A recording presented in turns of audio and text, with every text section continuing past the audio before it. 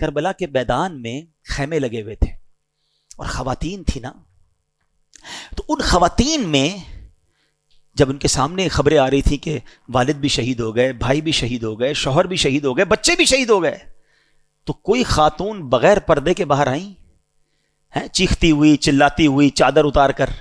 حالانکہ کیسا ماحول ہوگا، گھبراہٹ کیسی ہوگی کہ سارے مرد شہید ہو رہے ہیں، مگر اس کیفیت میں بھی ان کا پردہ باقی تھا.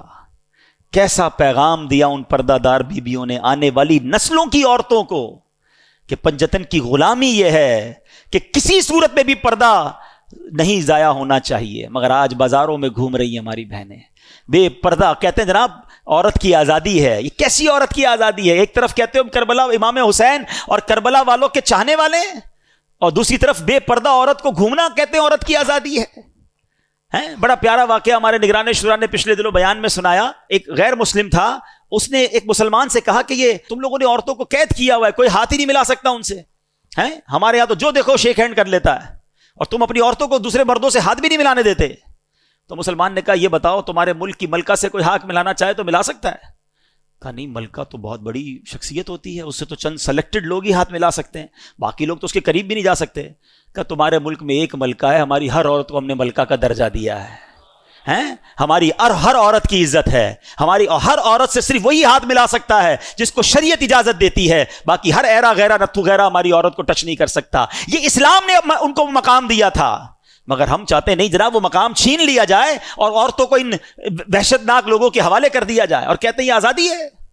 خدارا میری بہنیں، میری مائیں، جس پنجتن پاک اور بی بی خاتون جنت کی ہم قریش کہلانا چاہتی ہیں، خاتون جنت بی بی فاطمہ رضی اللہ تعالیٰ عنہ کا پردہ دیکھو کہ آپ جب نبی پاک کا وصال ہوا اس کے بعد کبھی نہیں مسکرائیں، لائف میں ایک ہی بار مسکرائیں.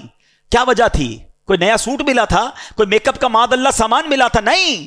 خاتون جنت کو ایک ڈولی دکھائی گئی کہ اگر آپ کا انتقال ہوا نا تو اب ایسی ڈولی ہم نے بنائی ہے کہ آپ کو لے کر جب جنازے میں جائیں گے ایسا پردہ اس پر رہے گا کہ کسی غیر مرد کی نظر نہیں پڑے گی.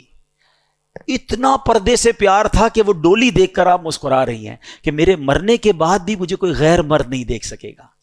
اب پہلے ڈیسائیڈ کر لینا میری بہنیں کہ کس کی غلامی اختیار کرنی ہے. بی بی خاتون جنت بی بی فاطمہ کی، ان کے ساتھ جنت میں جانا ہے یا فلم ایکٹریس کے ساتھ جنت میں کیا جائیں گے معاذ اللہ جہنم میں؟ خود سوچیں کہ ہم کس کے پیچھے چل رہے ہیں، یہ کدھر لے کے جا رہا ہے معاشرہ ہم کو. کربلا کا یہ پیغام میری بہنوں کے لیے ہے کہ وہ جو بیبیاں تھیں وہ پردہ دار تھیں، آپ بھی پردہ دار رہیں.